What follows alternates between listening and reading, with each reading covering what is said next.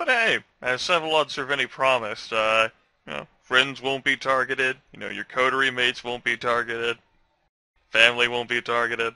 Should anything pop up, it'll be fine. God damn it, Well, America. Yeah, David is still pretty worried about, the Tremere being targeted and the Oh yeah, Camarilla that is definitely going to be a given. and the Camarilla being thrown off balance, and David having to murder people, and so there's still a distinct possibility that David's going to be dying in the next couple sessions by his own hand. yeah, and also this thing, it probably has the long view. So he figures, well, okay, you've got some moral compunctions now. Give it a few centuries. Maybe you won't feel so bad about killing random people in a couple hundred years. Maybe, but if he comes to a situation where he's got a compulsion to, do something fucking horrible, he's gonna kill himself. Just think, what would Marcus do? Well, first he'd probably get drunk.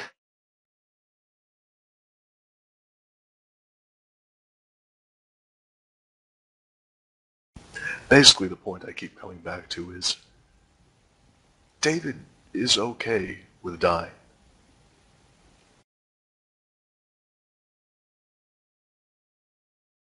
He's utterly unlike Germain in that respect.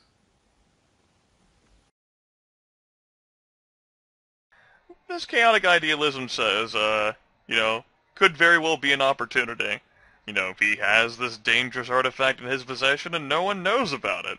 The problem, though, is you get to the whole situation, he doesn't have a problem, David Green doesn't have a problem with meeting final death. It's not like he wanted to be a Nosferatu anyway, and quite a portion of his unlife has been full of self-loathing. The problem, though, is that, as far as he knows, and he doesn't know anything about the item, apparently what Theo knew was wrong, according to what the stone said, or what he heard from Image Sevalod, who, David's never even seen Sevalod before, so... And for all he knows, it's, the spirit of a demon masquerading as Sevalod. Not that there's that much of a difference to begin with. Indeed. Could very well be a demonic, residue left over within this heart that is, joked about everything.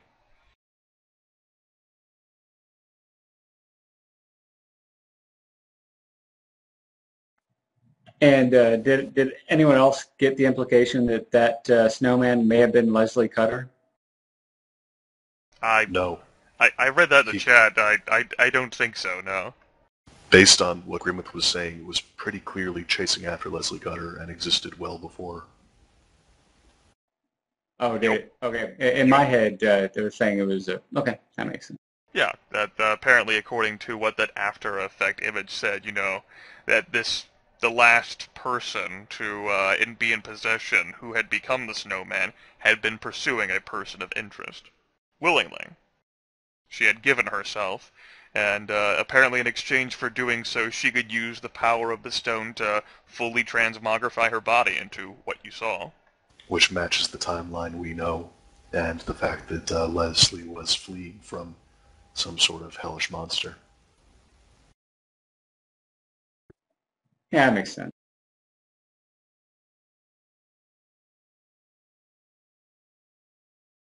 Speaking as a storyteller, it's probably a reach. Yeah, Australian Lizard says, though, Sevalod isn't alive, David Green's free and clear, woo!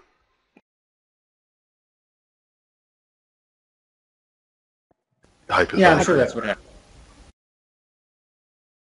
So apparently people in my town don't realize 4th of July was 2 days ago. I still have leftover fireworks. America. Listen, fireworks shot off from May to the end of August. This is Indiana where you can pay, you can buy one firework and get 5 free. Yeah, they've been setting them off here just for the last couple of days just because it's been so rainy. They couldn't set many off on Thursday. So they've been getting rid of their stock for the last couple of days. Because America. Patriotism. Fireworks. Mechanics-wise, we'll get to what you might have been waiting for. Every member of the party, except for Joseph, who managed to miss that encounter and didn't have that experience, gets 3 experience points. I'm not punishing him for the fact that he had family trouble. I certainly understand. It's just, there was an important combat encounter, and he didn't experience it because he was asleep. Well, to be honest, Marcus only experienced it for like 6 seconds. Yeah, that was definitely an experience. One he never wants to repeat again. Right. For David, there is definitely a point of status that'll be forthcoming as well. What he ended up doing with sort of trying, caring enough to try to move the unconscious, along with helping to distract the creature so that it couldn't continue to go after the Archon, and then right there at the end, dazing and weakening it enough by ripping off a tentacle so that everyone else could get their shots at and kill it.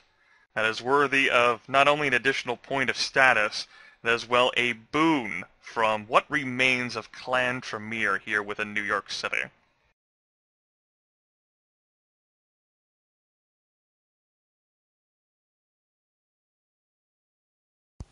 Well, that's fantastic. And I assume that the boon is more implied than explicit. Implied. I mean, there might have been something that, say, High Region Iceling Sturbridge might have done for you guys, but then she was gone. But, so, whatever credit you had, was with Genie, and he's kinda gone. So you didn't really have anything with this asshole, but now, what remains of Clan Tremere actually, has to give begrudging respect to at least David, if not the coterie. Especially when David took a moment right in the middle of the battle to point out what he just did. Brenda's gonna be like, that smug son of a bitch, Sewer. But he's right. He's right. Yeah, well, the other 2 people in the coterie that were there fled. Byron did come back, but I don't think anyone's gonna fault Marcus for running though. That thing is scary. Yeah, plus David getting in on the conversation in the private box, and immediately after the monster was defeated, starting to bark out orders that people actually followed. You just fucking ripped off the tentacle that's like 25 feet long off a giant creature that's like 22 feet tall. They'll listen. Oh, and then the Archon said, in public hearing of everyone who was left, that David might want to consider a career in politics. He did. Because you always end up being in the right place at the right time. Your name does have weight now. It's apparently you're a respected in Chile. According to status anyways, whatever that means. In Chile. Right. But he he's of a similar level of notoriety. He's still a little bit young to be one of the Ancile. yeah, and I think Theo just wants you to take over the city. He wants to get the heck out of there. He's tired of New York. He's like, all right, well, you just killed that thing. You can take over. Or at least have him be a sheriff or something. Someone to watch over the place. Yeah, honestly, I think you might be a shoo-in for that at the moment, if the city ever settles down. But, I mean, who else are they going to... David is actually enjoying the perks of the stone, the automatic healing of aggravated damage, the total lack of losing blood every morning, but that's how again, they get you, David. He might be dead by his own claws in a couple of nights.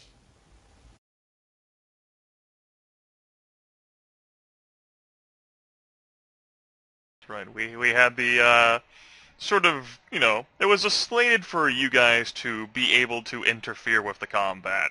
But, of course, with the option that you didn't have to go, the attack would have occurred there regardless of whether you had appeared or not. Someone in the chat had asked that. And things would have gone differently as a result. Similarly, like I said, if David had ever been put into a position where he was about to meet final death, that conversation would have popped up in his head. But, there might not have ever been a situation where he was going to meet final death, so it never would have happened.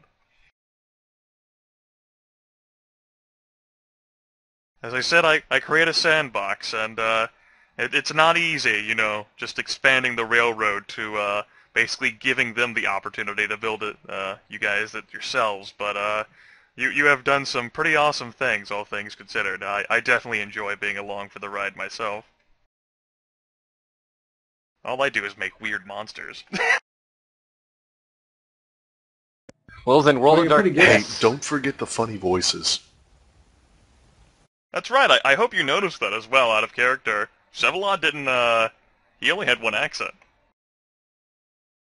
Yeah, I noticed, I know definitely what you're noticed saying. He wasn't switching in like a Cockney or a Texas accent. I don't actually remember what accents he said because I was scared at the time.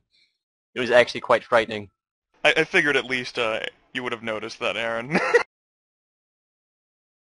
Oh yeah, that was my first clue that this was some sort of a more stable reflection of Sevalod. Whether it's an older one or just one facet of his personality that thus maintains one sort of solid identifying feature. Is the compulsion just to find Sevalod, or was there more to it? The compulsion that is instilled within David Green currently is to discover whether Sevalod Cerveni is still, unliving, or whether he's met final death. To that end, David's going to have to pursue every lead that he knows of that situation, and the best lead for that will be down there beneath Central Park in hell. At the moment, David is hoping to pursue the lead of Germain first. That is definitely a much more welcome lead than going down to hell. Absolutely. And if this Germain lead hadn't popped up, he would have had to go down there. And he still might have to go down there if they don't manage to get in contact with Germain in a semi-timely order. Or if Germain knows or not. Yeah, I mean, there is a section in the bit about blood bonds in the book. That, yeah, the fact that you'll feel whether your Regnant is still alive or not. Maybe he was dominated so that, he doesn't remember. Still, it bears asking. Yeah. Definitely a fair thing. I didn't want to give Germain too much screen time, but I definitely did want him to pop in if the commissioner were pursued further, as I assumed he would be. It's an interesting avenue. It does put us into a much more personal conflict. Well, I say conflict. Germain might be all happy-go-lucky and willing to work with us, and we'd be like, I guess. Chaotic idealism, in order for David to actually sort of now fully repossess control of himself and resist the compulsion, as the Echo spoke, there have been those who have certainly beaten back the compulsion long enough to rip apart their chests and pull out the stone. But there are many more examples of people who could not resist the compulsion whenever the mandate was given and had to follow it. It is possible that if you can't kill yourself, but you still don't try to follow the compulsion, the stone has its own little series of punishments that it can level out on your physical form.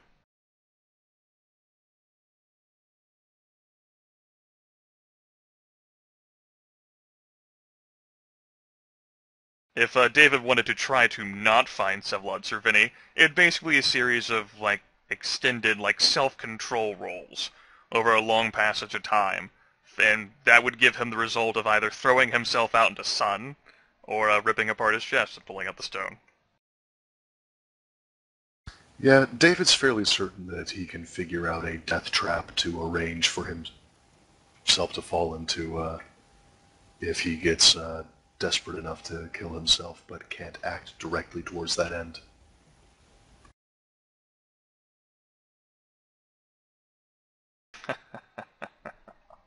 I'm basically suggesting that he become his own supervillain. Yes, well, we've seen how effective those traps end up being. Like, shit! The beam of sun is right there, all I have to do is walk into it! No, I botched!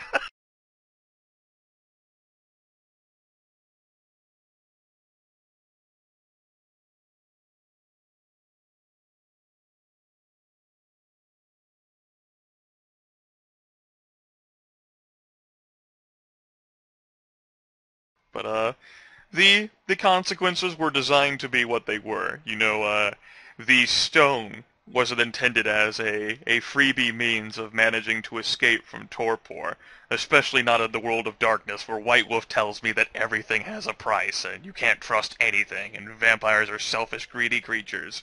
David himself is quite the anomaly in this situation, and as it turns out, the coterie ends up encountering anomalies because their storyteller is completely fucked in the head.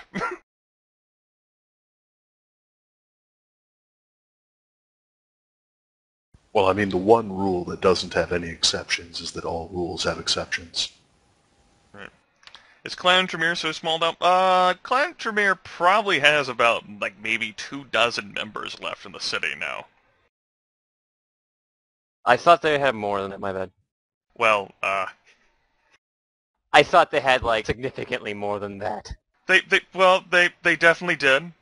Well, I mean, there's only a couple hundred kindred in the entire city. Yeah, there's like 250, 260 kindred altogether. To Tremere, we're roughly around, like, 40 to 50, along with the Bruja, the Ventru, and the Toreador.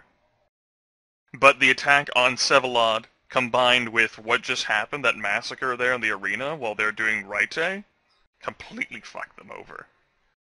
And the killing Genie and three other Genie and three Yes. other ones, yeah. Yeah, so they've only lost like 20 vampires. And some of them are Yeah, probably there are- high generation vampires too. There are few enough vampires in the city that every single vampire that gets lost is a significant loss.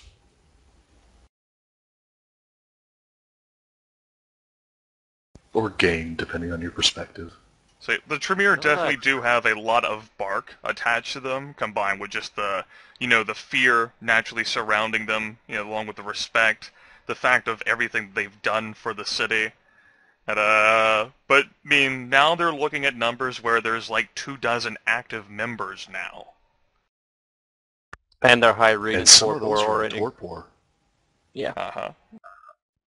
We never actually said if those people were in torpor, if they were incapacitated. You just said they were. I not just said in final they were knocked out, So even though the high regent might owe you a life debt, Aaron, he might not be able to repay it for like a year. It's possible that, he was just out of blood points and he was incapacitated, so he couldn't bring himself back up. Sure, which means he goes into torpor the next night if no one feeds him. Yeah. But yeah, I'm not gonna try and get anything out of the High Regent anytime soon, I hope.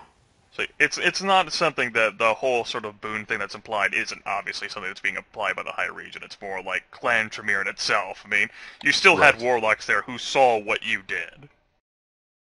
I mean, I made a point of kind of emphasizing the fact. And regardless of whether they like it or not, it mattered. I mean, David was on the other side of the arena when he rushed in to save the High Regent. Yeah. So, He was Vampires might be selfish, greedy creatures, except that David's willing to die rather than kill an innocent stranger. Joseph lives to protect his cult and is tortured by delusions because he's so guilty about eating souls. Marcus and Byron have both put themselves in danger for their friends. The entire group is ridiculously protective of Evelyn O'Malley. Well, Joseph's insane, so he gets a pass there.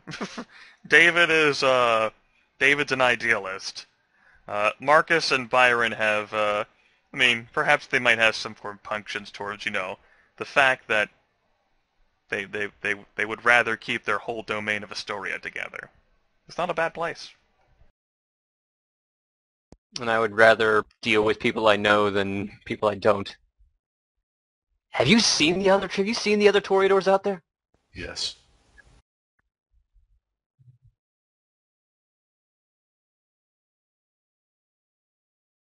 So yeah, 3 experience for each. But since the next session is going to be beginning of the next day, we'll say, well, it has been 2 sessions. I'll go ahead and allow you to spend experience points. I wasn't going to spend it on anything, really. I'm pondering the second dot of presence, but I actually have to use presence before I can actually get the second dot of presence. So... But all in all, I definitely like the way that you guys, went through various encounters and things. There's, of course, the whole combat situation that took up a significant chunk of time, but you invested a lot of time as well looking into the Gressman affair. Yeah, that combat situation was really, really fun. Yeah, no, It was really... you I was really entertained. enjoyed that. I was really entertained watching Theo Bell basically go mano-a-mano against a giant hulking flesh-crafted being. Things could have gone much worse for Theo, but the creature botched twice. And then it started going into some serious dice pool penalties. I just wish Marcus would run. That's the only thing I wish. It was unfortunate, but, I mean, with a monolithic creature such as that, it's bound to happen. It's nothing that any of you have ever seen before. And it definitely gives credit. I mean, Marcus wasn't the only one who ran. There were security force members as well as other Tremere who said, fuck this. So it's not going to hurt him running. It's other vampires ran as well who are much more powerful than him. Yeah, Well, and everyone who was standing there would certainly have felt that very strong compulsion to run as well. The only person who didn't was David. And David was actively encouraging people to evacuate.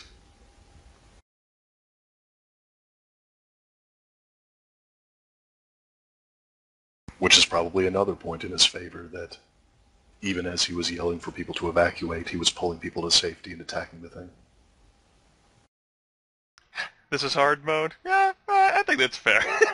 It's the first time that, Marcus had that curious situation in a club where he apparently was taken unconscious at the last moment by the snowman. Which might put that in more context and give you a little bit more of out-of-character shadowing, now that you've learned a little bit more about what the snowman was. Yeah, we learned it was a lady. A woman And who, a willing servant of Sevalod Cerveni, at least according to the stone. And Marcus is pretty attractive. Then why did it go after David? Oh. Hey, you guys are the ones that keep bringing up his dick. Marcus brings up the dick. Everyone else does. Just saying. Speaking of which, right as the session ends, Marcus loses a point of blood before he went to sleep. No. Yeah. I was going to save it for, I was thinking about doing it during the fight, then you had to run. I was like, he's out of blood now. I was going to do it, during the whole sort of investigation of the commissioner, but you just, stood on the street. I forgot about it. Oh, I'm sorry, my arm was really badly then. It's fine. I actually went and got pain pills to eat. I went and got pain pills to eat. Wow. Yeah, but, I may have taken too many of them. Really, though, I think you should wish that you're the one who had the stone inside him. Look at David, he's fucking regenerating aggravated damage, man. Yeah, I'm afraid Marcus would give in to the stone borer too long. And, he's getting, a blood point to compensate for the blood point he's using every night. Yeah, I'm afraid Marcus is probably going to have to end up killing David before this game's over, unless we find the prince and the game ends anyways. Hey, if someone has to kill David, you're going to have to beat David to the punch. It's not like David Green is going to tell any of you about what happened unless it's like a last will and testament after he's already walked out into the sun. Or telling them to get them to kill him if he can't manage it himself. Kill me. You have no idea how hard that was for me to say. If David kills himself, Marcus may well pick up the stone. According to what David has been told in character, and what out-of-character knowledge has been shared, the stone will continue to exist in its experiment. One of the major concerns for David is actually, if he's to kill himself, how he'll do it in a way that guarantees the Niktuku won't get its hands on it. Because that's what the Niktuku really needs, right? Right? Dude, the Niktuko doesn't exist.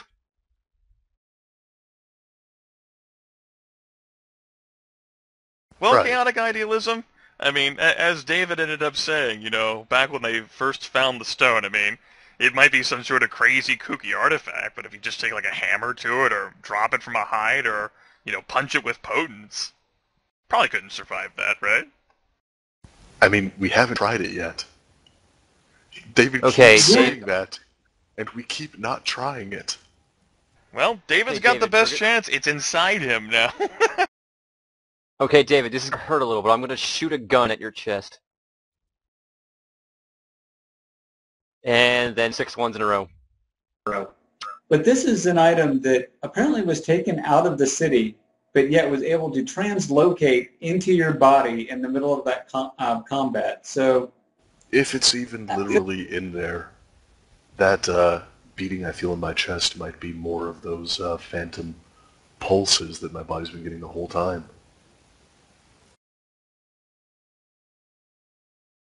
Yeah, Marcus is glad that those are gone, but he doesn't really like the dreams of hulking monstrosity man and being woken up every hour on the hour by giggling ghosts. Basically, the point I have is that you can't assume that literally anything that's been said is true. Especially with the overarching theme that I could always hand-wave everything away by saying, you all were dominated by Sevalod Cervene, and none of this was real.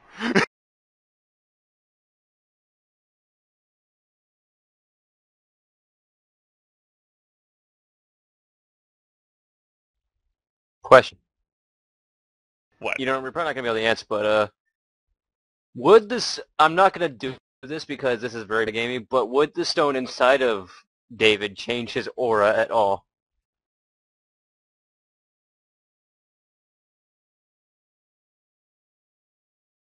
Like, for the purposes of the Auspex power to see auras. The answer to that question is maybe. But, and I feel like it's okay to know this in a meta sense. David has a merit called I already know the merit. I already know you already know. So that could well block any detection. I think in Diablo it just stops you from having black lines in your aura. It does, but it could, for all we know, it could also block other mystical taints to his aura. especially one involving blood like this one.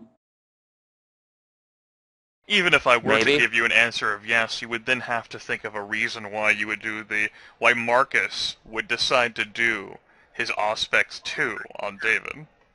Yeah, I mean, here's the thing. I've only used it once in game, and I've really never had a reason to use it.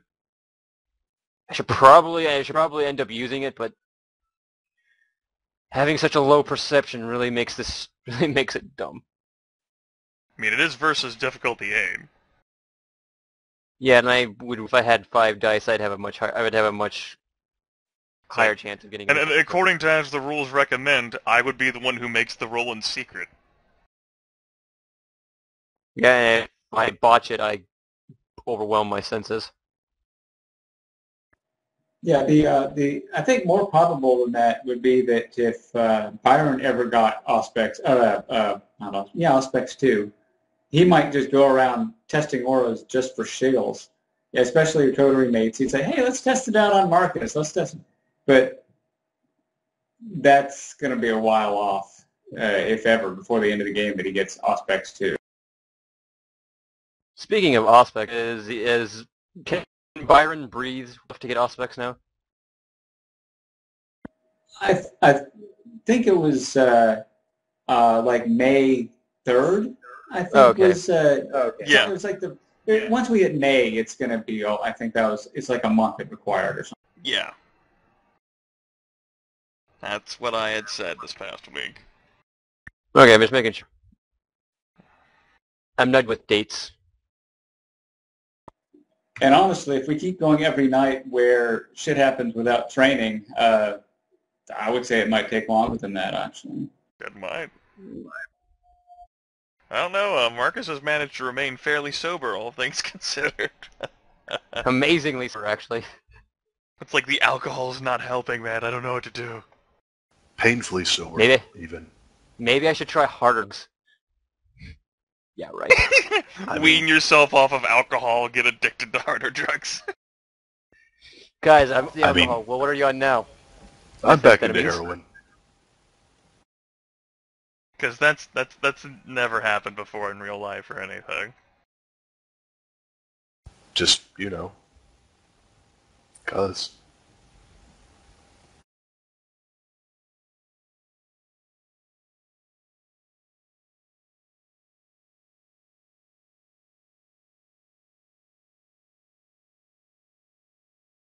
Apparently Joseph's back.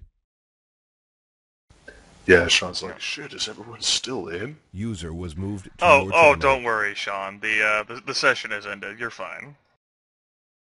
We were just doing some wrap up. For the purposes of your character, you've earned 2 experience points. And you are free to spend your experience points.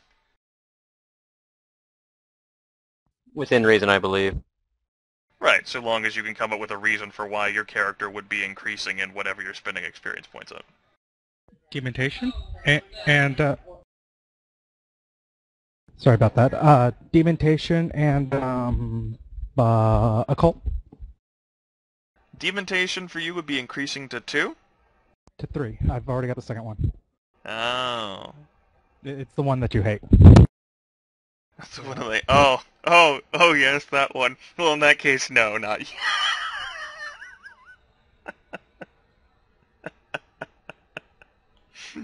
That'll take some more demontation practice.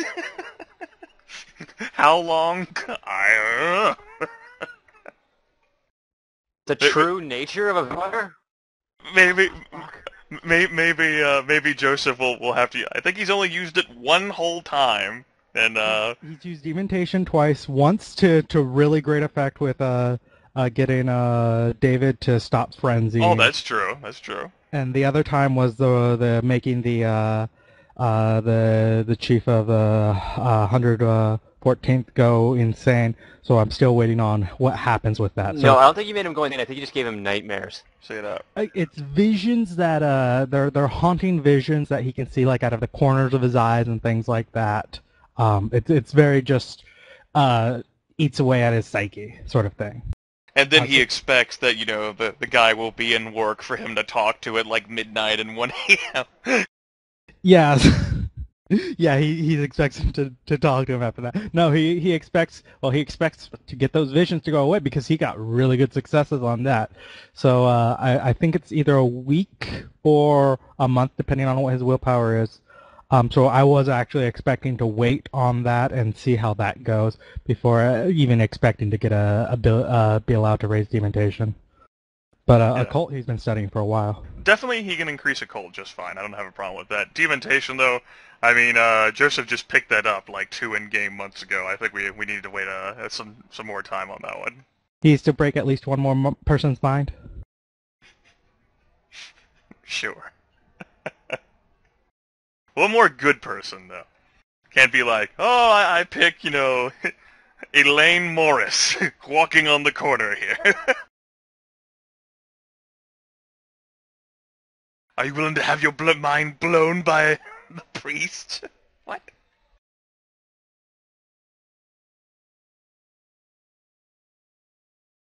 Yeah.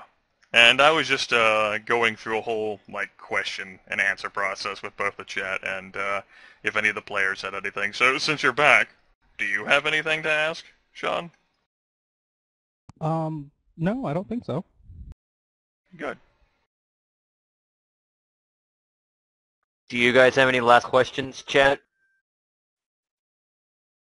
That I might answer or the players might answer? Really, the best hope is to ask the player something. You ask the storyteller while the campaign is ongoing. I'm gonna give you a whole bunch of shadowy bullshit.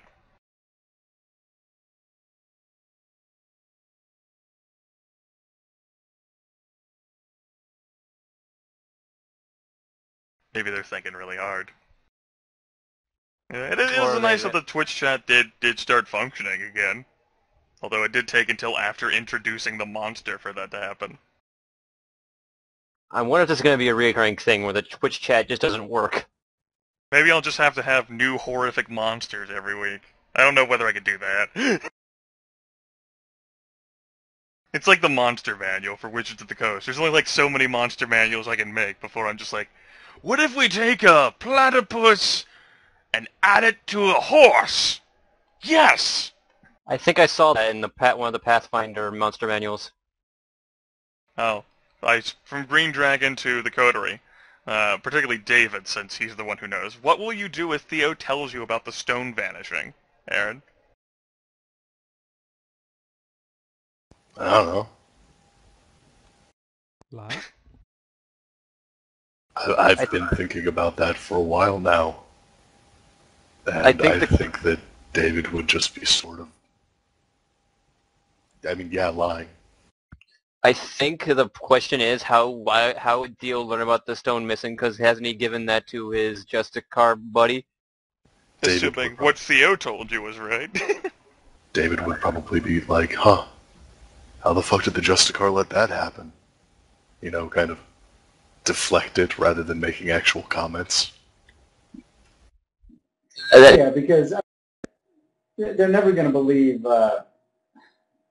They're not going to immediately say, I bet one of you guys has it. Because, I mean, if it was given to the Justicar, that's way out of reach of this coterie at this point. Especially because the Tremere have been Theo has been informed that the Tremere know that it was taken. So there's a whole other branch for them to be looking at. But yeah, David was just trying to deflect it.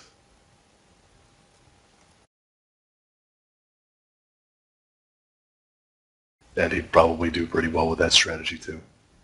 Yeah, I'll say it would definitely be unlikely for any higher up in the Camarilla to go, David Green, you son of a bitch, I know you haven't. Well, you got me. Well, shucks. Well, how'd you know? Damn it. Alright, go ahead and tear it out of me. I'm ready. So Theo's like, I was JKing. David's like, I'm not.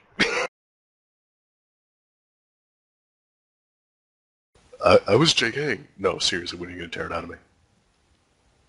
Oh, okay.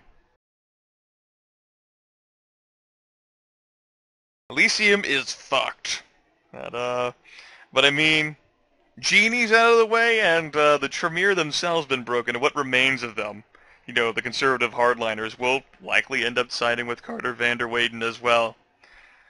All seems as if the situation for the princedom has been resolved, which means the campaign might come to a close before David has to kill himself. That's true. The thing is, though, the thing is, though, if Carter declares himself prince, there's definitely going to be violence following it. And I don't think that would end the campaign. It's possible that, you know, one reason why Carter hasn't immediately declared himself prince is because Marlena is still around with a whole bunch of active anarchs. It might take a certain Nosferatu who is in good with both of them to get them to come to terms, maybe. Eh? Are you suggesting I assassinate one of them? Is this what it sounds like? No, I was suggesting you bring them both to a table and then mediate a discussion between them. I think he literally meant bring them to terms. You mean I should handcuff them both to a table and make it clear that only one of them gets out of the room? You're making them play knivesies? Yeah. Saw style. Well, actually, at this point, David might have enough status that if he were to just throw in behind either one, he could tip the balance. I mean, certainly a lot of the power players have already been, killed. And Yeah. those who are left have aligned themselves behind Carter anyway. Yeah, and if all of our coterie would just join behind Carter, that would just be basically it might be the final nail in the coffin for Marlena, or the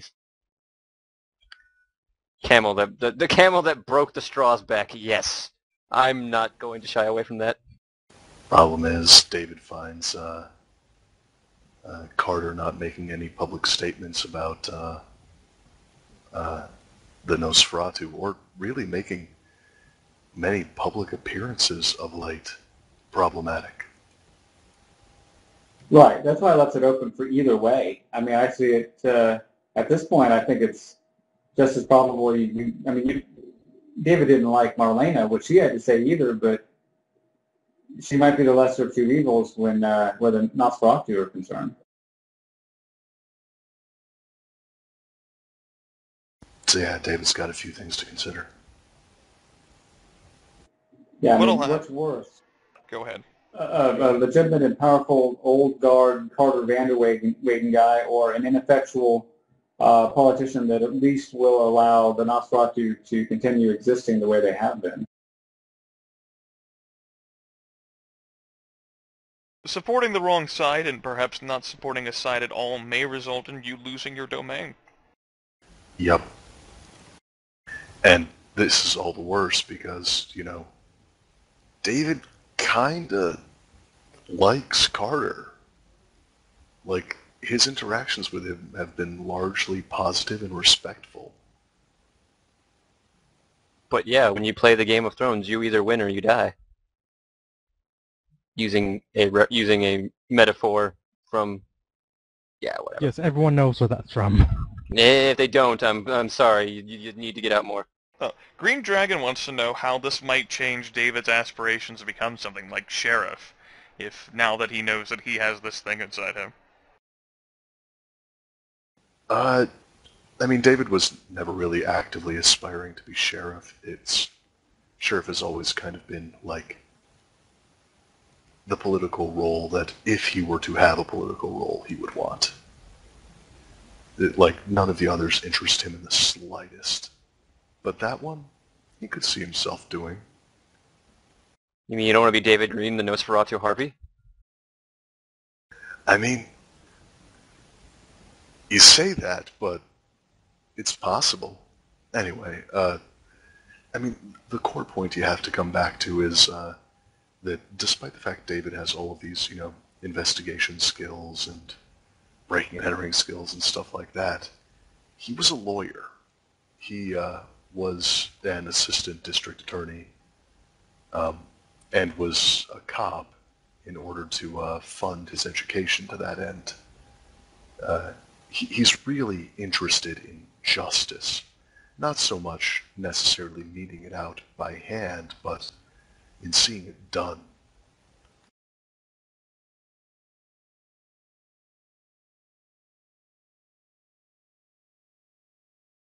And there really isn't much in the Camarilla for that. They don't tend to do trials. They tend to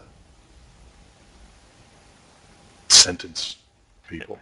Situations are handled by sires, or Primogen, or the sheriff and his deputies, or Scourge. Or if you're really done fucked up, the prince. Yeah, the position that David actually wants is one that doesn't exist. He wants to be a judge. He wants there to be trials for people accused of things. It could exist if the Anarchs were in charge. The best hope for that would definitely not be with Carter Vanderwaden. Yeah. So yeah, that's really what David wants. And therein lies the problem.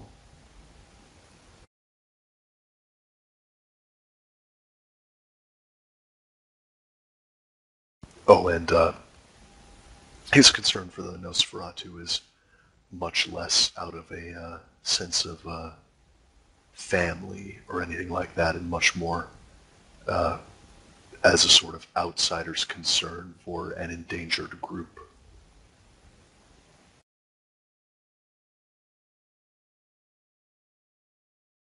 Because he likes to help people.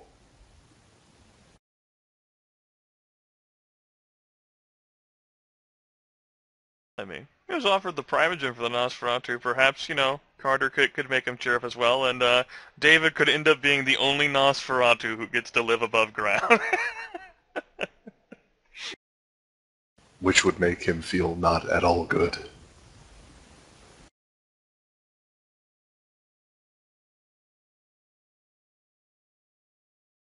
So yes, David Green, more of his plight has come to light in the situation. It's been kept cloak and dagger. His changes in physical attributes, his losses of social attributes, the curious nightmares and dreams and feelings that he's gone through and experienced. They came to a head with the revelation that apparently he wasn't that afraid of the dark gray flesh, and now he has imbibed stone, which apparently is an experiment devised hundreds of years ago by the Tzimisce Autarchus Vsevolod Cerveni, to which end there's no fucking telling what the hell it wants. Just experiment, just for funsies. Just for fun! Yep, and now David has it inside him and is sort of standing on a tightrope situation where he definitely did get the power to, as he said, that the only thing that would die in that arena on that night would be that creature. That did happen.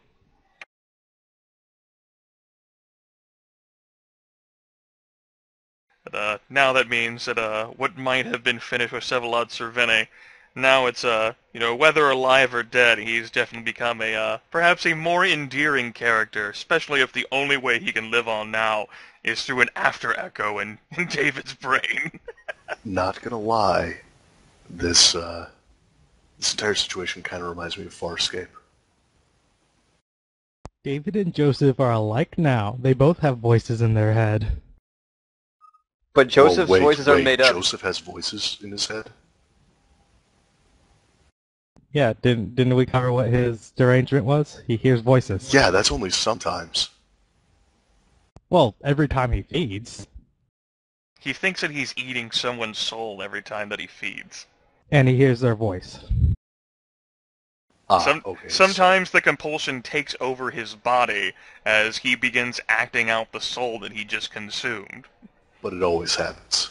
Yeah, he always hears the voice no matter what. It's just a matter of the self-control role is just a matter of whether whether he's in control or the voice that he conjured up is in control. And from his perspective, this is obviously true. Yeah. Regardless of people telling him that he's crazy. Yeah, anyone tells him that he's crazy, he completely believes that he is eating the souls and that the voices he's hearing is them. How the fuck has he not walked out into the sunlight yet? This is pretty much what Malkavians go through. He's Malkavian, that's why. That's the only thing. But how has he not chosen to end it yet? I mean, just the guilt he must feel. Oh yeah, that's why he's stuck with the whole church. That's why he's continuing the church. That's why he never dropped it. That and the other major reason is Craig and Rain. He cannot die while they're still alive because he's their lifeline, and he can't turn them because he's too low generation, and he would not subject them to being Malkavian. If it wasn't for them, then yeah, he very well may have.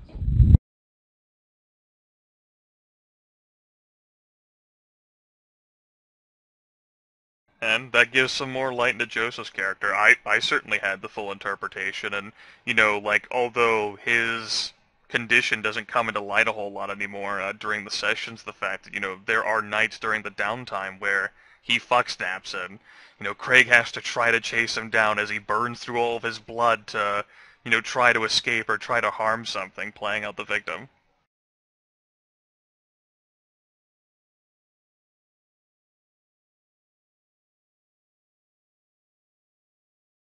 Jesus. Yeah, the whole insanity thing, that is his insanity. It doesn't come up often, but it's a lot worse than some of the Malkavians suffer. Isn't that, Chaotic Idealism asks, isn't that why Joseph feeds only from volunteers, so that he doesn't eat people's souls when they haven't agreed to it? Yeah, that is part of why I chose the herd. There was also a bit meta game of, hey, if I have a herd and I can lock myself in a room, then if he does fuck snap, at least I won't like kill the entire coterie. Right. But If yeah, that is part of the idea. if he's hunting outside, it's not like Craig can put him in a panic room. Joseph is gone. Obfuscate 4. Fuck you, Craig. Yeah, and that voice is always vengeful. It always hates him for what he does, so he will destroy his own life. He won't actually, he gets enough time to not kill himself at the end of the night, but that's it. Everything else is fair game. And that's why the more powerful Joseph gets, the more powerful and dangerous, that situation ends up becoming. Like, Craig might be strong enough initially to try to put Joseph inside a room, but Joseph has blood points, he has demontation. He can fuck with Craig's head. It's a good thing he didn't commit diablerie.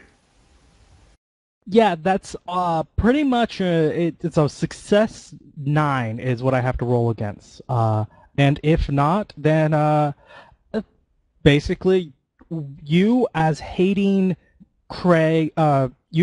Joseph as much as you possibly can, that's what he'd be acting out. So probably. Well, and what's more, you would literally eat his soul. You might develop a permanent split personality. I would definitely would have had greater modifiers to the whole sort of loss of not conviction, conscience. There we go. Conscience. Yeah, that he'd basically almost certainly gain a derangement unless he like nailed everything with straight tens. Yeah. It just the whole situation of the fact that since he believes he is eating your soul, if he's a priest, like there's nothing for you now. According to the Amarantha Diablerie, I am eating you.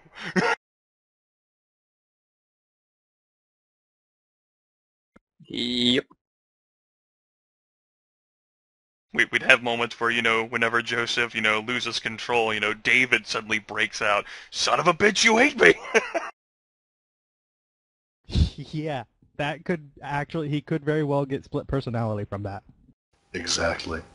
Joseph remembers then just going to this curious house, in the New York City metropolitan area and staring at a woman and a child for hours. Oh shit. Well, and imagine Joseph acting as David, trying to subtly but persistently fuck up Joseph's life.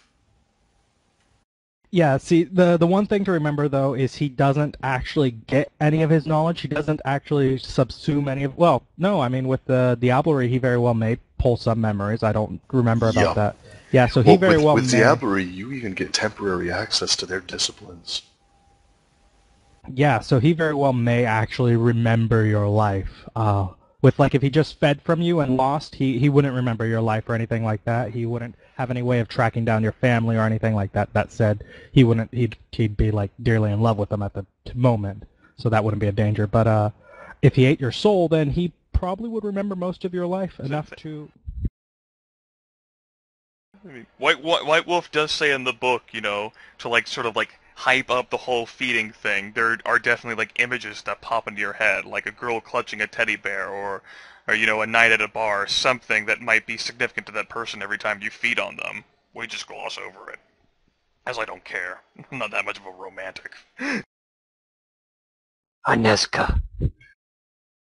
Christoph! I found that romance incredibly shallow. It was very shallow. You don't think they could fall in love just like that, man? Come on. With his backhand? No.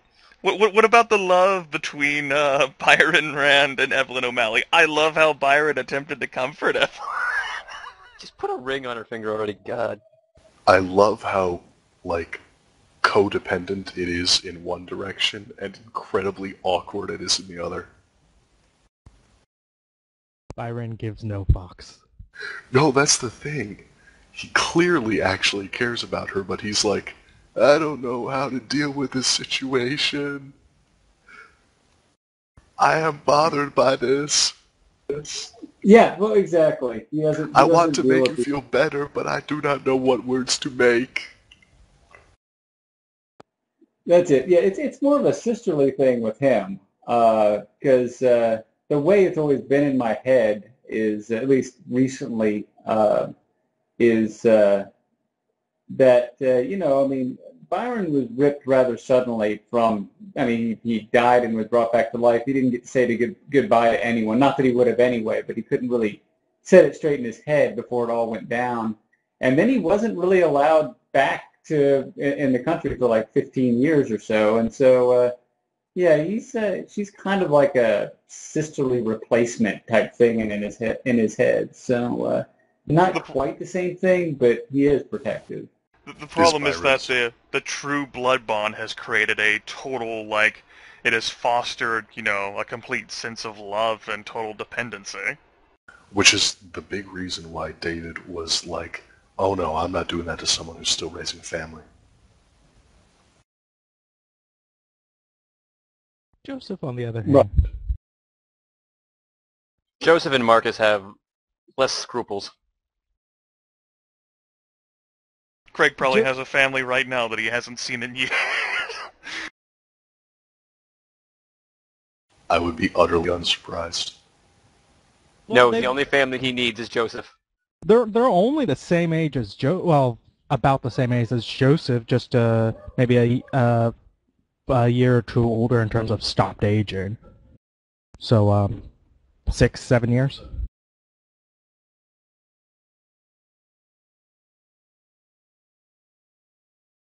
Yeah.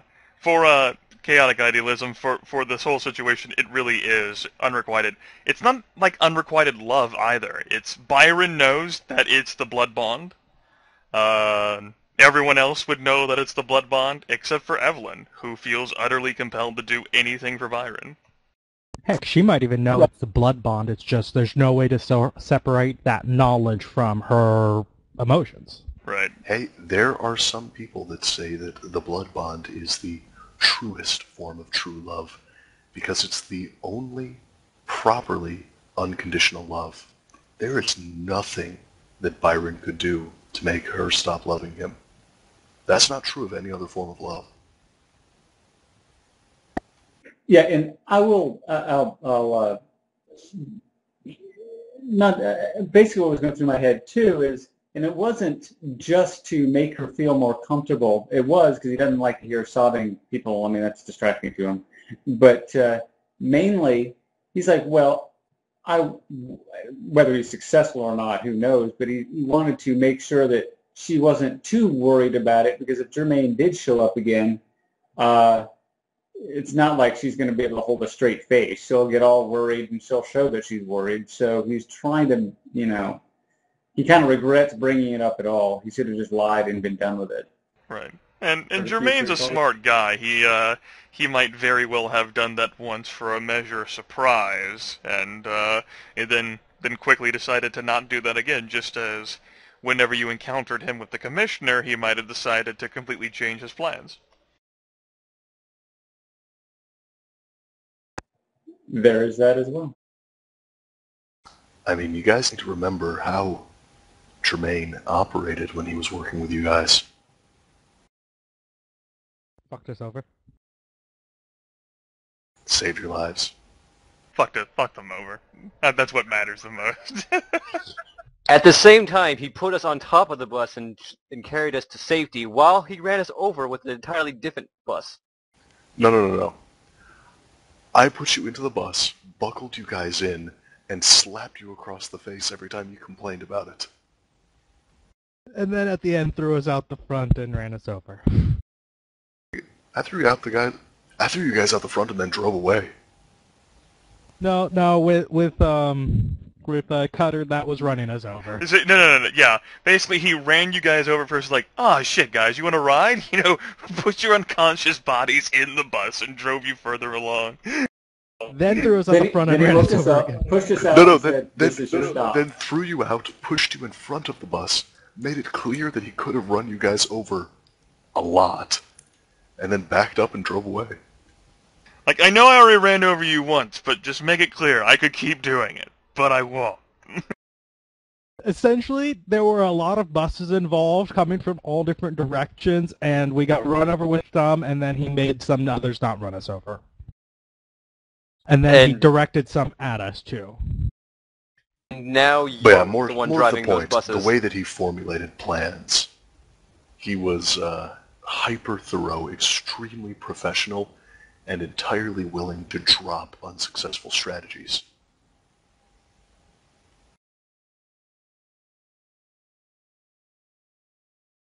So keep that in mind when you're wondering what to be afraid of. Well, Sephiroth. yeah, well, that's I'm more something worried too. about But no, Sephiroth, yeah. that's the thing. We have no idea what he's planning to do. Exactly, So you don't it's even know what his objective is. Could be just fucking with us for fun. Nah, he don't do anything for fun. Who knows? Maybe, he now that he's got his new lease on life. I mean, he achieved the goal that he's been pursuing for longer than most of you have been alive. yeah. What was it at the beginning? He just wanted someone that had a generation of 10 or better, and he got 6. Yeah, he knew that generation isn't something you can exactly, improve, short of diablerie, which he didn't want to do. So he was just looking for as good of a sire as he could reasonably acquire. And he was thinking of it in terms of acquiring a sire. He sees himself as the one who needs to be in control of his own destiny. Whether or not he succeeded, whether or not he's still in control of it, that's another question entirely. But that was his motivation at the time.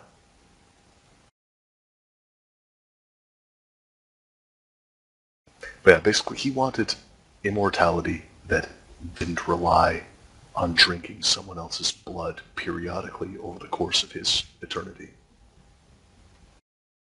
He's still kind of got to drink blood.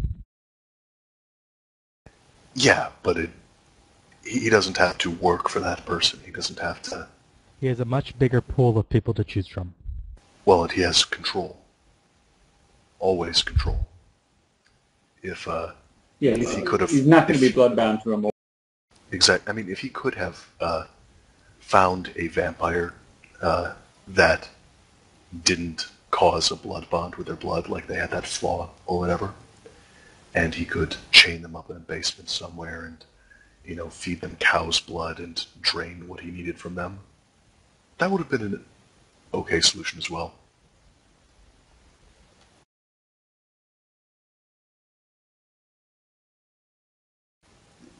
It all boils, or boiled, again. We have no idea how much his motivations have or have not changed. But it all boils down to him maintaining his sense of agency and control. Right. And there's a major thing to consider here as well as, although it's difficult for us to assume a position of being, like, say, a ghoul and, like, longing for something for decades, because not even Crimson's No, not quite. But I mean, we get into a situation where he's smart enough and intelligent enough and wants to plan enough to make a long-term goal. He has risked everything he can possibly think of to put himself towards this goal. And the closer he got to it, the more he ended up putting on the line, to the extent of he put himself into a situation where, meeting several audits, I might never have control over anything again. By putting forth everything he could possibly muster and basically shedding himself free of every worry or concern in a gamble for it, and that gamble seems to have paid off for him, what does he have to worry about now? Yeah, I mean, if he has cut himself free of Sevalod, he's the freest he's been in half a century. He's on the top of the world, and he's not looking to make enemies. He's looking to set himself up long term. That said, we don't even know he's free of Sevalon. That's even why if, I said if. yeah, even if you discount the blood bond domination, suggestions, things like that could be still controlling his mind. So, And he had at least a second stage blood bond. And with Sevalod's power, dominating a ghoul is quite very much beneath him. It certainly could have been forced to a third stage easily.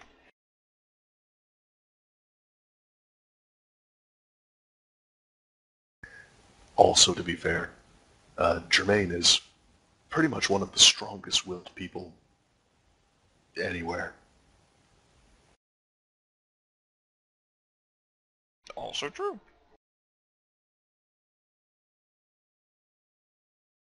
He told Sevalod no, man.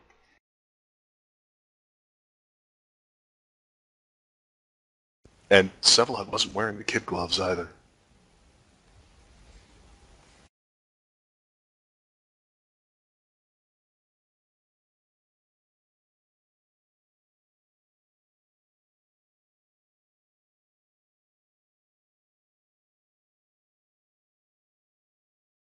I don't know how you guys can sleep with all these crazy things we've created. I sleep like a baby. For 3 hours a night? yeah, but that's And it. then I You still, start screaming after I shit myself, yeah. Sometimes I don't sleep. Next week I'll just have to devise some random sort of like monster horror, and just like pull it out of a closet. Monster closet. There we go. Unless it's a spider made of spiders, I'm okay. What if it's a double spider made of spiders? You don't understand. If it's a spider made of actual spiders, I in real life might get a little jittery. Right, I'm suggesting what if that spider has a head at both ends? I like this idea of a colossal version of a creature being incorporated entirely by a smaller swarm of said creatures. Yeah. Ooh, I like that!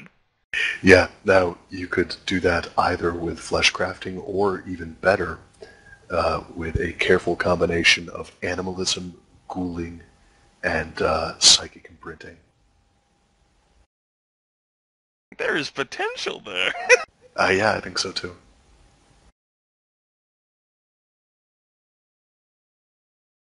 You did a good job, Jordan. I remember this being in some D&D book. I don't remember what it was from, but I remember there being a spider made of spiders. It almost freaked me out in real life because I don't like spiders. IRL. Well, the only thing that we've done that was like spider related was the sort of like billowing cloak of the monster in this session made of spider. And the fact that it had, 8 horse legs. 9, But they had, 9 legs. No, they had 9 boobs. horse legs. It was a flesh crafted thing. It's not exactly a spider, but if it looks like a spider and it's made of a swarm, maybe it's a. Please don't. Do it. Nah.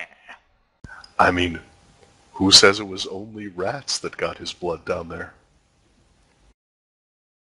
If that's the case, I should just go to the fucking Gangrel and learn animalism and just get this over with. Just Yes. take advantage of all these ghoul animals I have and then send them forth to do my bidding. And you have someone who knows a bunch of Gangrel. Yeah, you can get my foot in the door, but I don't think the Gangrel will like Marcus. Well, they might. No. They might.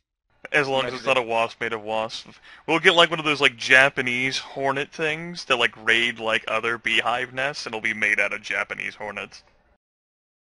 But yeah, I mean, the Gangrel barely liked David. Oh, now I can close my eyes and see it. Oh, no, no. I gotta turn on some light in my room later, shit. Dude, wasps are the evilest motherfuckers there are. Oh my goodness, like the fucking crazy-ass creatures that I design don't fuck with my head that much because they come from it. But then I have shit poured into my head. No. I think of some crazy things as well. God damn you, So- Charlie the Lizard! You did this to me!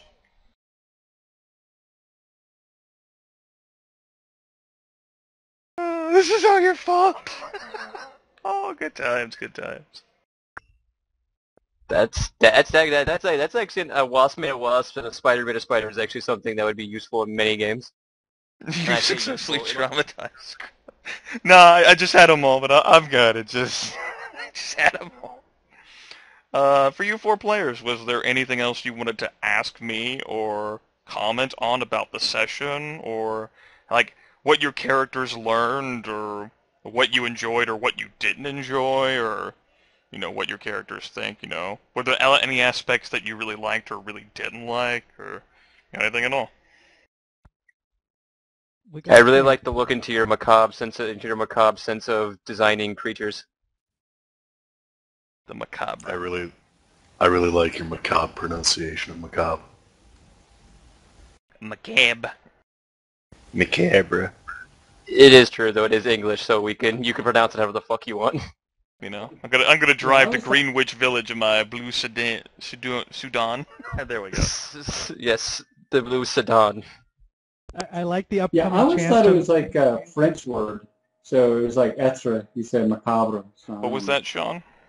I really like the upcoming chance to learn Demontation 3.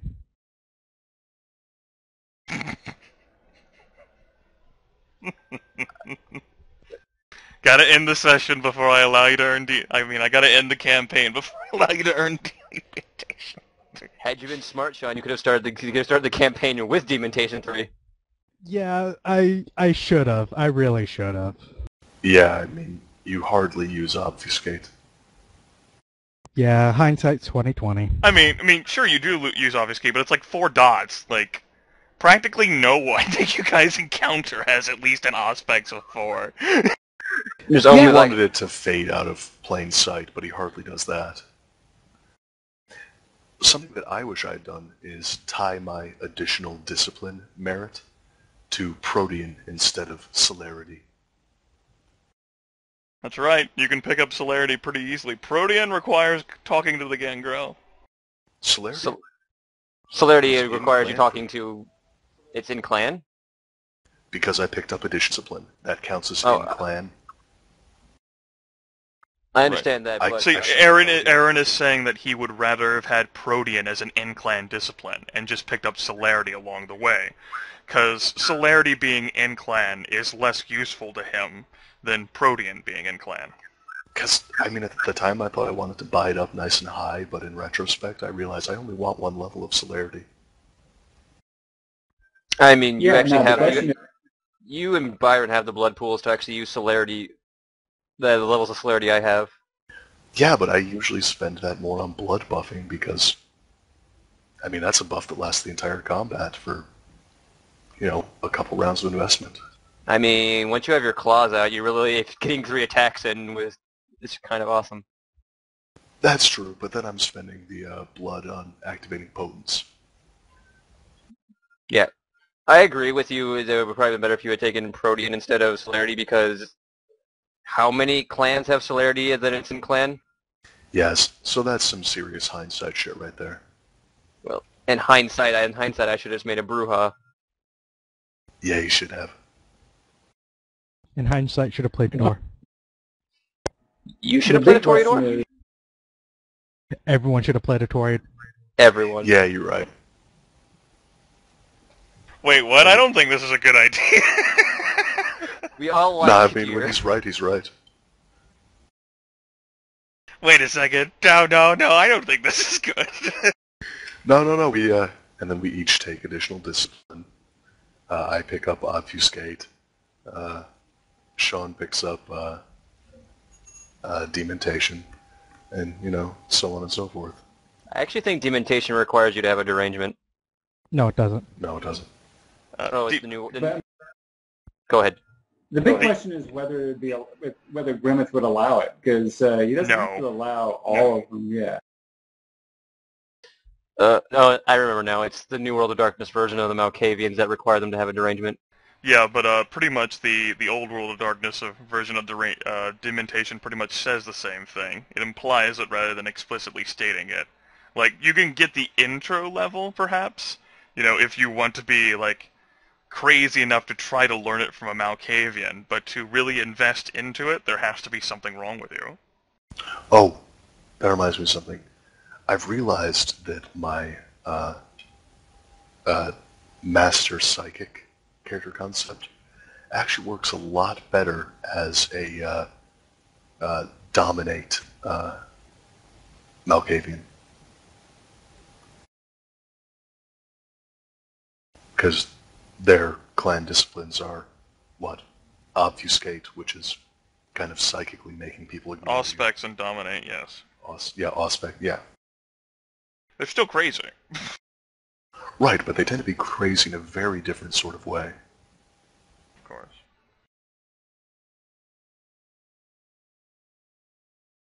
Yeah, going back to the overarching question I had for the end of the session, anything you guys really liked as players or characters, anything you guys really didn't like?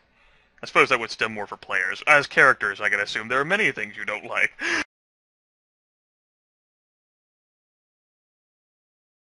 I liked how awkward the situation with Jermaine bumping into Byron was. Oh yeah, I was. I didn't personally. I was at a loss, and then the next 10, 15 minutes, I should have said that, and I should have said this, because it really did catch me totally off guard, which was the intent. That was cool. Yep. I feel like Jermaine was kind of like, what, as well. What? Yeah, What? what I should have said is I should have turned it around and said, "Oh, Jermaine.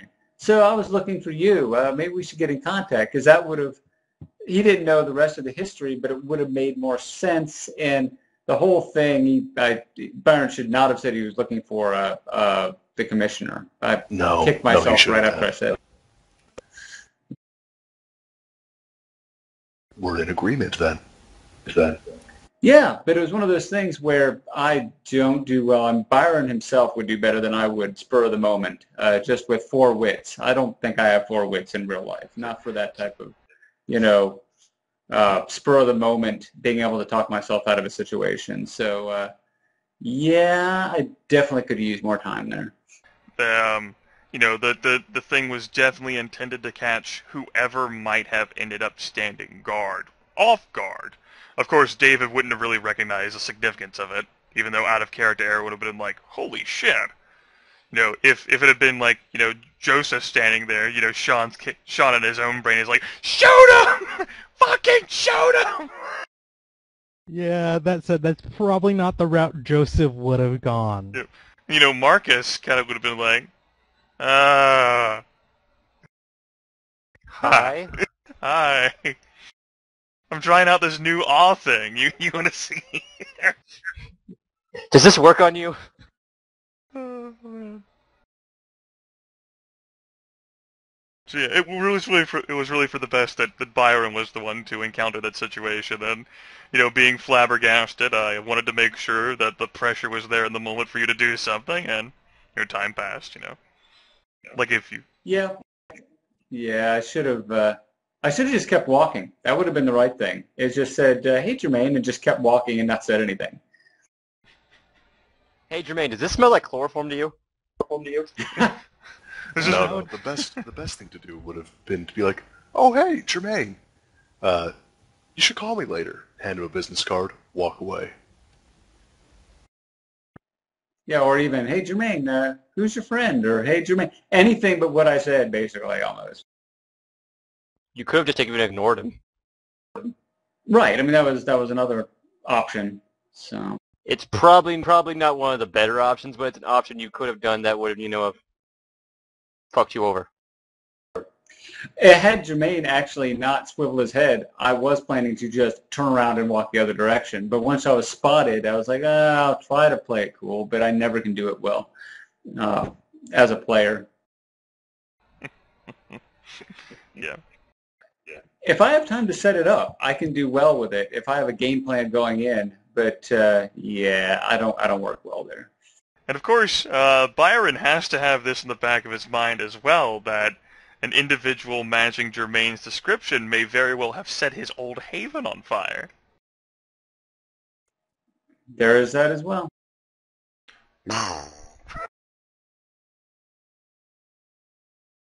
I seem to remember a rumor months ago now about the Anarchs eyeing queens. No, it's probably not significant.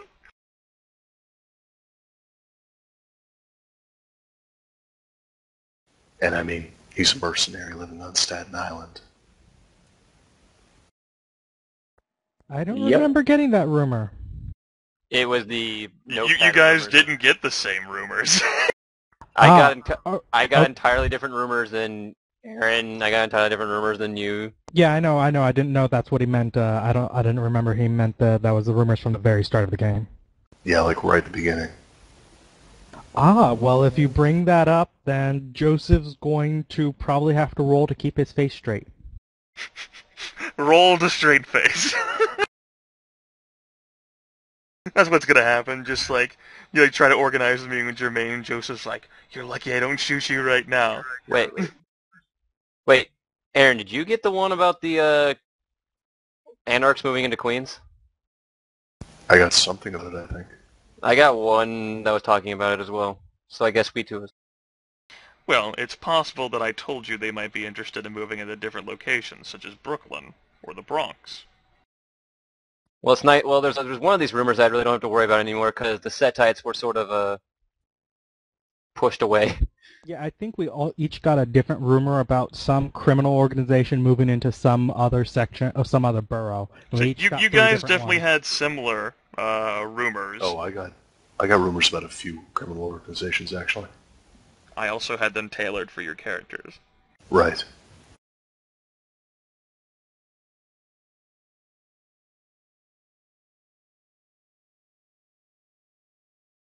And all of this because we wanted to deal with the Fratellis. Man, that seems so long ago, doesn't it? It seems so petty now as well. But so much led from that. That was chapter 2, man. No. Oh, man. So much led from Aaron fucking up. The Fratellis and a warehouse in Steinway. Mm-hmm. Sick. And at the time, the warehouse, the Vcephalon didn't exist, right? No, I did not create Sevalon Cervening until after David Green rolled multiple botches while attempting to obtain information regarding Vito Fratelli in Rikers Island. So basically, had you not fucked up, Aaron, Vcephalon might never have existed. It's true. I'm pretty proud of myself. We might not have hired Jermaine. The Tremere would never have become, super popular because of killing Vcephalon. But yeah, basically everything leads from the Fratellis trying to deal with the Fratellis roughing up Evelyn and finding a girl in a Steinway warehouse That after a tip has long from the since Archon. burned down. And now there's Tremere living in that area. They might be moving to Manhattan now, man. Moving on up in the world. Fucking Right. Joseph moving over to the West Coast. Dexy asked, did Jermaine still have all of his scars? From what Byron saw of him, the little that he did, yeah, seemed to have looked the same. Just a little bit paler. If Aaron remembers it correctly, you need vicissitude level 2 to actually start fixing yourself up. No, like that. it's level 1. You just need to make Oh. sure that you don't fuck that up. Because modifying your appearance up is a difficulty 9. So he's probably not doing it just because he doesn't have the medicine required. I mean, he could. He has some medicine.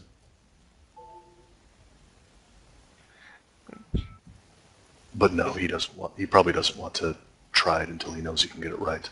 See, the thing to consider is that for Jermaine, there can be a worse.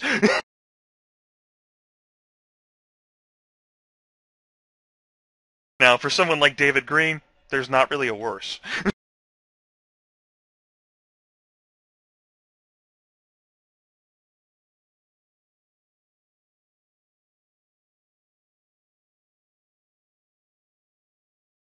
Anything you four wanted to comment on about, situations you thought were interesting or poorly designed or well thought out, or, not just what you thought from me, but what you thought from each other as well?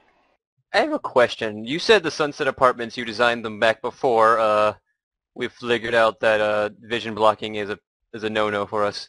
Does that mean you intended us to eventually go there, or that it was a possible location?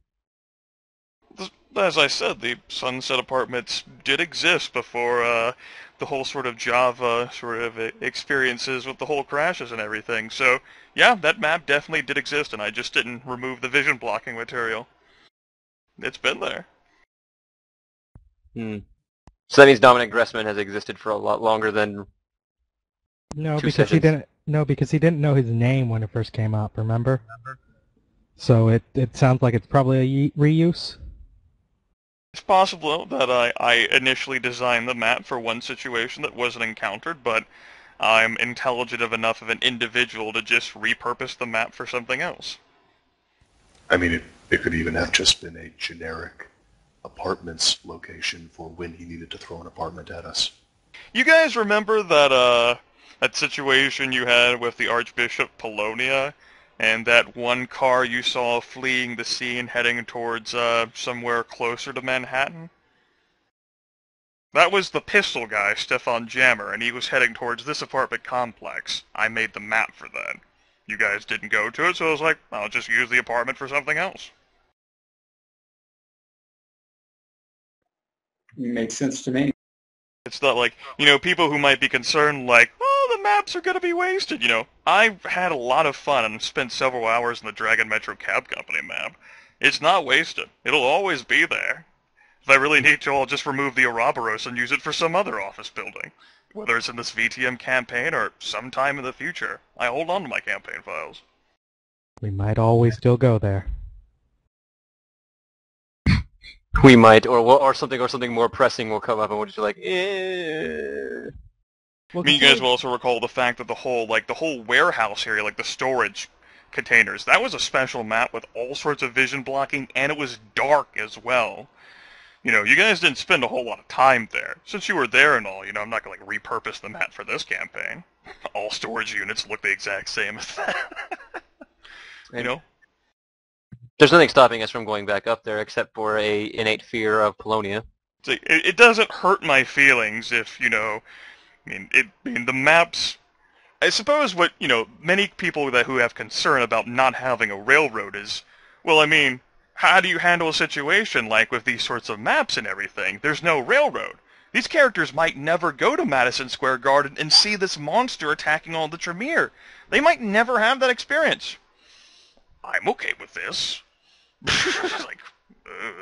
I can plant situations, but I'm not going to force them to do it if they don't want to. This fucking campaign, you're goddamn vampires. You live eternally. Do what you want. And if you leave New York City, the story ends. Do what you want, except leave this very, very large, very, very populated city.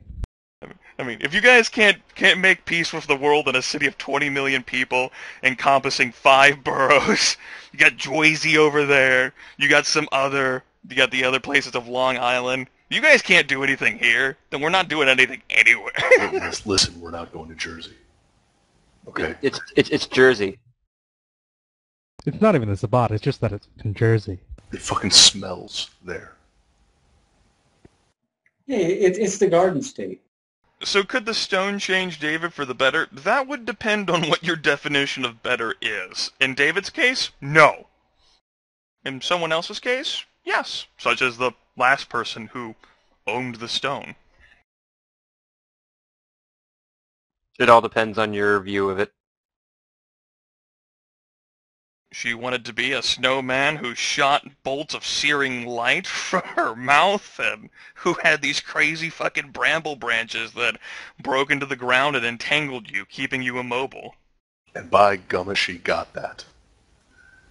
It might not have been the most effective combat design, but it was fucking scary. Wait, she?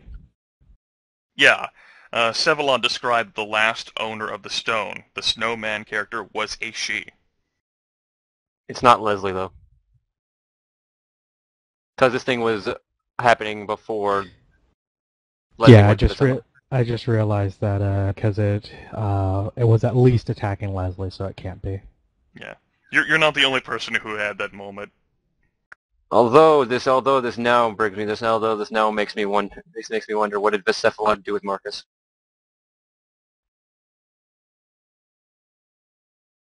Because that would be the logical metagame conclusion, right? If the stone is actually an experiment of Sevalod, and it was inside the snowman, then the snowman must be an extension of Sevalod's will, and it knocked Marcus unconscious, right? According to all of the security footage. Apparently. And then I woke up 2 days later full of blood that probably wasn't my own. Fully healed, without your normal clothes that you were wearing at the time, and not remembering going to that club. It took off your clothes and put stuff inside you. Sounds no, like that's what I was talking about earlier when I was saying. So the snowman was a lady, and Marcus is an attractive man. sounds like a regular night for Marcus. That is depressing, and you should feel bad. I don't. That should make you feel worse. Nah. So what you're saying is it probably wasn't Dominate. He just forgot because he was roofied or something. That is basically what I'm saying, yes. Makes sense to me. Vampire roofied. Well, if you put roofies in your blood and then have a vampire drink your blood, You won't get high? Does this taste like chloroform to you?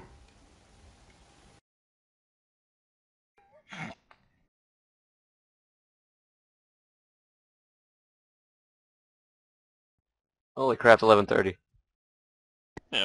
Yeah, I was just looking at that. I'm going to have to head out soon. And I was just, dragging you guys along if, wanted to open up and discuss anything else. I know it's been 8.5 hours. No, I think I've pretty much said everything that I had to say. Okay. I don't got much more to say because I don't got really much to say. I enjoyed the session. That's pretty much all I can tell you. Oh, I forgot to ask. We got experience, right? Yeah, like You I got 2 said, points. you got 2 points of experience points whenever I dragged you back in here. And you're allowed to spend those. Just not on Demontation 3. Anything else is totally within the realm of possibility, apparently. You just, have to talk to me about how your character has warranted that increase, and, I'll Yeah, think about... you should buy protein up to level 5.